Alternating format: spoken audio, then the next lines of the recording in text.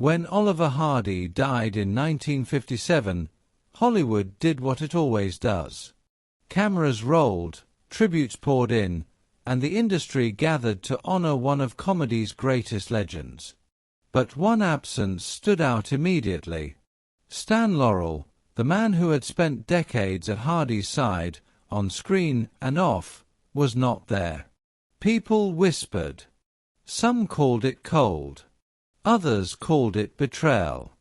How could Stan Laurel miss Oliver Hardy's funeral? The truth was far more painful, personal, and human than anyone imagined. Stan Laurel and Oliver Hardy were never meant to be partners. Their lives began on completely different paths, shaped by loneliness, loss, and quiet suffering long before the world ever laughed at them together. Stan Laurel, born Arthur Stanley Jefferson in England in 1890, grew up largely alone.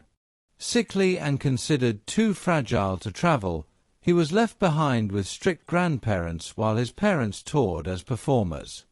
Isolation became his childhood.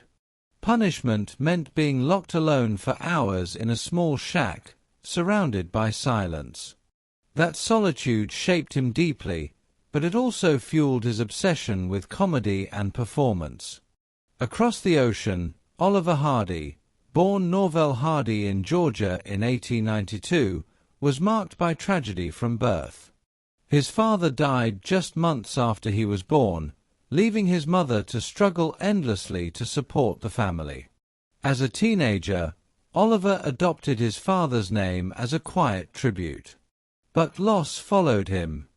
At 17, he watched his brother die in a diving accident, a moment that haunted him for life. Add to that the cruelty he endured for his size, mocked, humiliated, even laughed out of a World War I recruitment office, and Hardy learned early that laughter could be both shield and survival.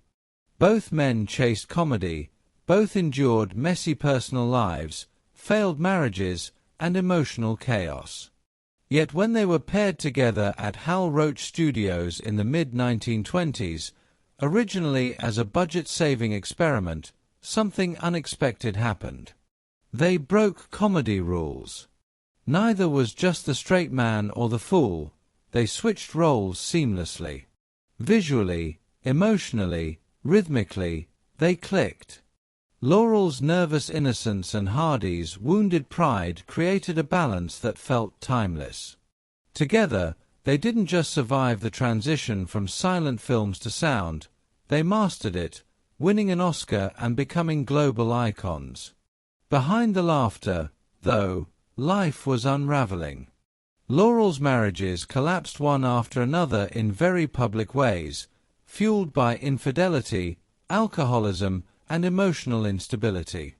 Hardy's struggles stayed quieter but were no less painful, including years trapped in a destructive marriage and mounting health problems. Through it all, their friendship remained steady. When everything else failed, Laurel and Hardy held on to each other. In the 1950s, Hardy's health declined rapidly after drastic weight loss left him frail and withdrawn. Then came heart attacks, strokes, and finally silence. When Stan Laurel visited Hardy for the last time, neither man could speak. Laurel cried the entire drive home. When Hardy died, Laurel was devastated, physically and emotionally. He was too ill to attend the funeral. When questioned, he simply said Hardy would understand. And he was right. Laurel never performed again. To him, there was no Laurel without Hardy. Stan Laurel spent his final years quietly answering fan letters, still writing comedy routines meant for the two of them, sketches that would never be performed. Humor never left him, even at the end. When he died in 1965, the world lost the second half of a perfect pair. Together, Laurel and Hardy made over 100 films and shaped comedy forever. Their legacy wasn't built on perfection, but on pain, friendship, and a bond so deep that not even death could break it.